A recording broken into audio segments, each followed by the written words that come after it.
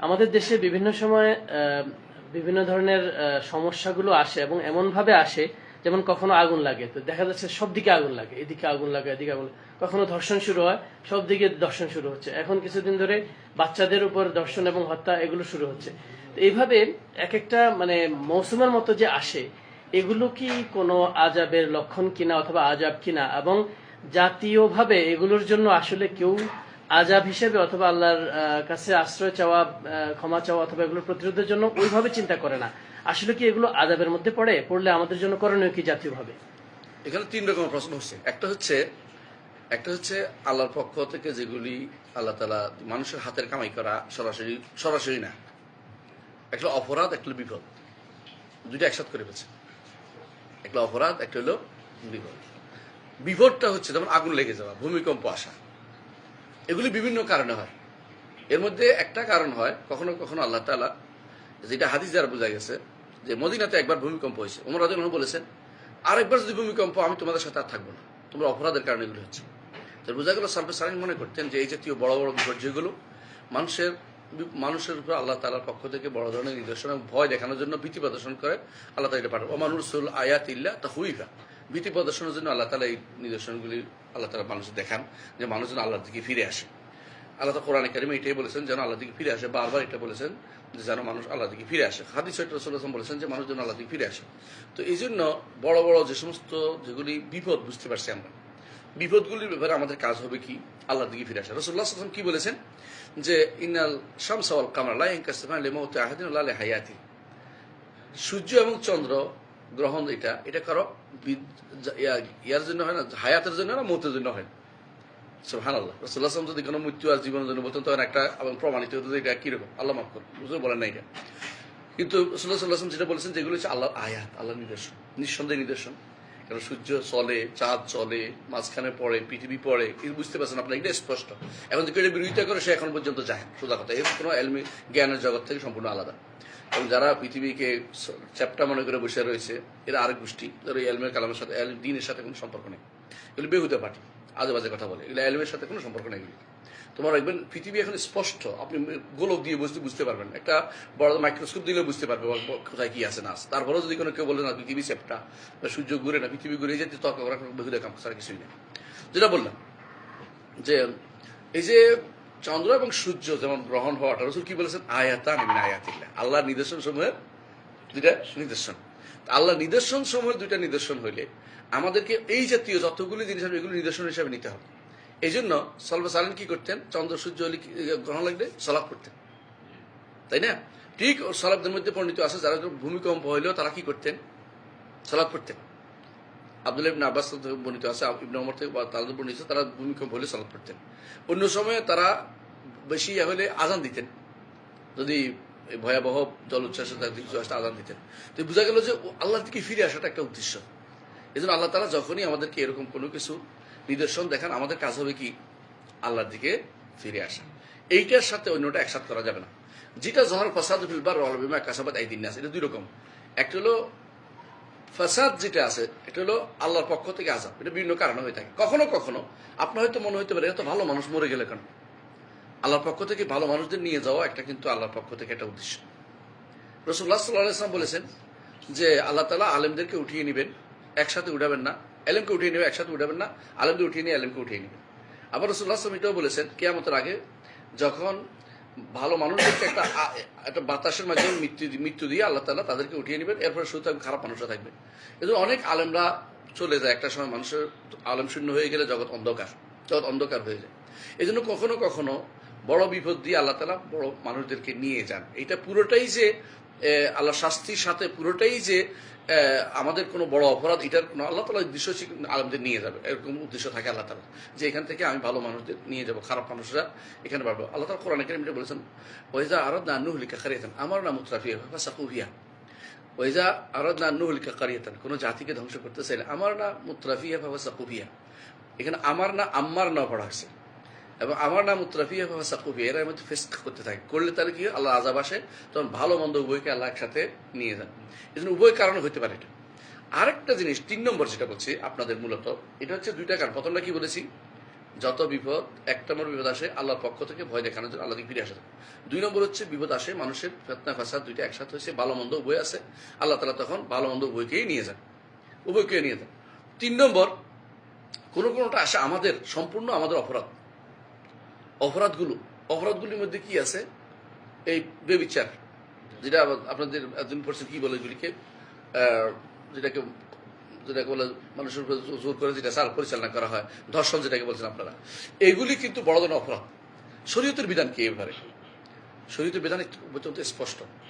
আমাদের পত্রিকাগুলো সবচেয়ে নিকৃষ্ট এবং সাংবাদিকগুলো সবচেয়ে খারাপ।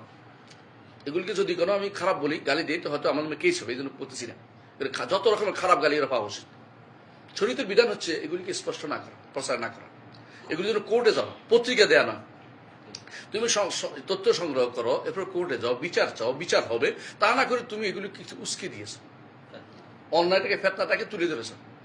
কোরআনে কারীমে আল্লাহ তাআলা এই জন্য বলেছেন, ইন্নাল্লাযীনা ইউহিব্বুনা আন তাশিয়া আল ফাহিশাতু ফিল লাযীনা লাহুম আযাবুন আলীম। যারা পছন্দ করে যে ফাহিশা মানুষের মধ্যে প্রচার করে, তাদের জন্য কঠিন শাস্তি রয়েছে। আপনি জানেন, একটা অন্যায় আরেকটা অন্যায়কে দেয়, সুশ্রী দেয়। আপনি যতই বলেন সুশ্রী দেয়, শরীয়ত এটা অনুমোদন করে না। এই জন্য শরীয়ত বলে কোনো বেবিচারের কথা হলে, আমি বেবিচারের কথা বলছি, আবার দর্শনের কথা বলছি না, বেবিচার হলে সেখানে 4 জন সাক্ষী লাগে, দোয়াতে কলমের সাক্ষী, তারপর তাকে না হলে একজন কমে গেলেও কিন্তু তার উপরে কিছু শাস্তি আছে। কিন্তু দর্শনের ক্ষেত্রে তো এরকম না। দর্শনের ক্ষেত্রে কি বিচার হবে তার জন্য তার বিচার ব্যবস্থা মৃত্যুদণ্ড পর্যন্ত হইতে পারে। দর্শনের শাস্তির জন্য 4 জন সাক্ষীও দরকার হয় না। এখানে সাক্ষী হইলে যে জোর করে অপমান করা হয়েছে, জোর করে খারাপ কাজ করা হয়েছে, তখন সাক্ষী হইলে সে অনুসারে বিচার হবে, তার হেরাবার শাস্তি হবে। ইন্নামা জাযাউল্লাযীনা ইউহারিবুনা আল্লাহ ওয়া রাসূলাহু ওয়া ইয়াসআউনা ফিল আরদি ফাসাদান আন ইউকাত্তালু আও ইউসাল্লাবু আও তুকাত্তা আইদিহিম ওয়া আরজুলুহুম মিন খিলাফিন আও ইউনফাউ মিল আরদি যালিকা লাহুম খিজুন ফিদ দুনিয়া ওয়া লাহুম ফিল আখিরাতি আযাবুন আযীম। এই যে আয়াতটা, এই আয়াতটা হচ্ছে হেরাবার শাস্তি। যারা এরকম দেশের মধ্যে ফিতনা ফাসাদ ছড়িয়ে দিয়ে দেশকে অথর্ব করতে চায়, দেশকে করতে চায়, মানে একটা ব্যর্থ রাষ্ট্র পরিণত করতে চায়, শরীয়তের দৃষ্টিতে এদেরকে শুধু কি করতে হবে? মৃত্যুদণ্ড দিতে হবে, এবং দিতে হবে এমন জায়গাতে যেখানে সবাই দেখে। এবং প্রথমে যদি কোনো, যেমন ডাকাতি করতেছে, এরা শাস্তি একরকম আছে, ডাকাতি করে মানুষ মারছে, এর শাস্তি আরেক রকম, অথবা ভয় দেখাচ্ছে, এর শাস্তি আরেক রকম। তো সুতরাং এদের মধ্যে পড়ে এই শাস্তিটা, এখানে সর্বোচ্চ শাস্তি থেকে শুরু করে যা দিলে এরপর আর কেউ করবে না, সেটা দরকার। আল্লাহর বিধানকে যারা মানে না, তাদের কাছে আমাদের বলেও লাভ নেই। আমরা তাদেরকে শুধু স্মরণ করে দিই যে আপনি কাফের হয়ে যাবেন যদি কোনো আল্লাহর বিধানকে না মানেন, বিধান অনুসারে বিচার না করেন। এটা আমরা বলি সবসময়। যদি না মানে, আমাদের তো কিছু করেন, আমরা শুধু এটাই বলবো যে এটা যদি থাকতো, শরীয়তের বিচার হতো, তো প্রত্যেকের বিচার হতো। আপনি দেখেন, যারা মিথ্যাচার করে অনেকের উপর দিয়ে, অনেক আলেমের উপর দিয়ে মিথ্যাচার করেছে, পরে দেখা যায় আলেম করে না, আলেমকে দেখানো করছে, তাহলে এই মিথ্যাচার প্রচার করলে এই দায়িত্ব কি হবে? এটা কঠিন শাস্তি হওয়া উচিত। তো বোঝা গেল বহু রকমের ব্যাপার আছে। যে ইসলামিক বিধান যদি থাকতো, ইসলামিক শরিয়া যদি থাকতো, প্রত্যেকটাকে তার জায়গা মতো নিয়ে আমরা সেটা বিচার ব্যবস্থা করতে পারতাম, এবং বিচারক সেটা যথাযথ বিচার করতে পারতাম। এখন হয়ে গেছে পাশ্চাত্য আইনের অনুসরণ করা। তারা যেটা তাদের দৃষ্টিতে এগুলি হয়তো অপরাধ না, তাদের দৃষ্টিতে এগুলি হয়তো স্বল্প 6 মাসের অপরাধ, মানে 6 মাস জেল খাটবে, অথবা 1 বছর জেল খাটবে, অথবা তাদের দৃষ্টিতে আবার ব্যক্তিকে মৃত্যুদণ্ড দেওয়াও যাবে না। তাদের নীতিতে মৃত্যুদণ্ড, ক্যাপিটাল শাস্তি তো নিষিদ্ধ হয়ে গেছে অনেক জায়গাতেই। এবং কি আমি একটা পড়েছি, ফেসবুকে পড়েছি, এটা গল্পনা বাস্তবতা। সেটা কি, একজনের বিচার হয়েছে সে কতজন মানুষ মেরেছে, কিন্তু তাকে জীবিত রাখতে হবে কেন?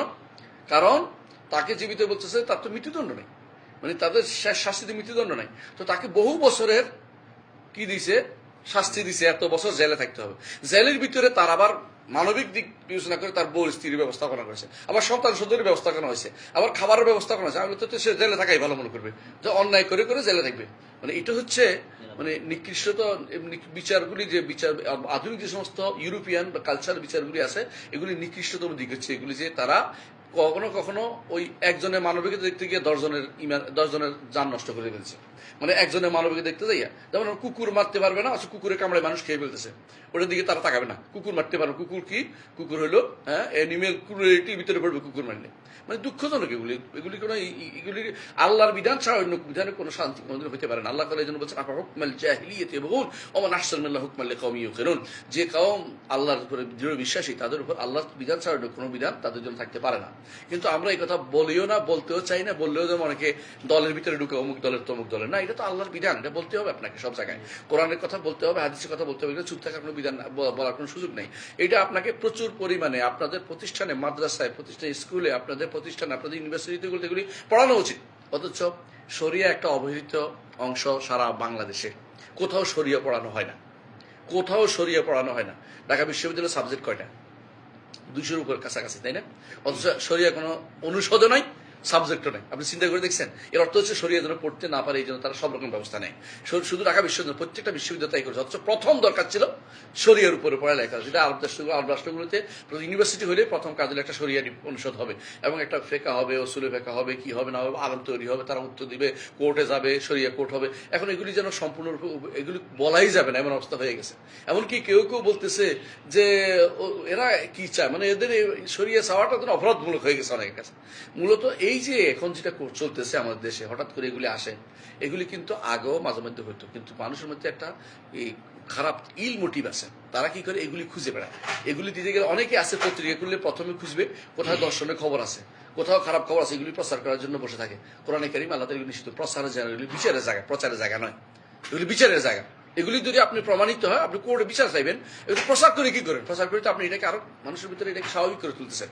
স্বাভাবিক করে তোলা, আপনি মনে রাখবেন, যদি কোনো আপনি দেখেন একটা মানুষ, যদি কোনো দেখছেন যে একটা মানুষ হারামের মধ্যে পেশাব করে দিচ্ছে, এটা যদি আপনি প্রচার করেন, তো মানুষের মাধ্যমে প্রচার করলে কি আর হয়? কিছু তো হয়নি মনে করবেন। আর যদি কোনো আপনি বলেন যে তাকে ধরে তুমি এটা কেন বুঝাইছো, তাকে অনেকটা তুলে ধরতে পারেন, দেখবেন যে হয়েও করে না আর কেউ করে না। শরীয়ত এটা এই জন্য নিষেধ করছে কি দেখেন, ওয়ালাউলা ইসলামে তুমি কুলতু মা ইয়াকুনু লানা নাতাকাল্লামু বিহাযা সুবহানাকা হাযা বুহতানুন আযীম। তোমরা যখন শুনলে গল্প মিথ্যা তহমত আসতেছে, তোমরা কেন বলে না যে এই কথা না, একদম চুপ থাকো, এবারে কথা বলা যাবে। এদের শরীয়তের বিধান হচ্ছে এই পত্রিকা দেয়া দেয়, মানুষের মধ্যে প্রচার করা, এগুলি খুবই হারাম জিনিস। প্রচার, আপনি প্রচার না, আপনি বিচার করা দরকার। আপনার লোক লইয়া আপনি কি যাবেন? কোর্টে যাবেন। কারণ কোর্ট কিন্তু পত্রিকা দিয়ে বিচার করে না, আপনি পত্রিকার বিচার দিয়ে কাজ হবে না। আপনাকে সত্যি সত্যি প্রমাণ নিয়ে গেলে তারা ঠিকই বিচারটা করতো। কিন্তু এটার কোর্টটা, এটার দরকার ছিল আপনি প্রমাণাদি নিয়ে। কিন্তু আমরা হয়ে গেছি এখন যে যত পারি মব নাম দিয়ে একটা নিশ্চিত তৈরি করা, যত বেশি পারি পত্রিকায় দেওয়া, যত বেশি পারি কাজ শক্তি, পেশি শক্তি দেখানো, এটা ইসলামিক নীতি কোনো দিনই ছিল না।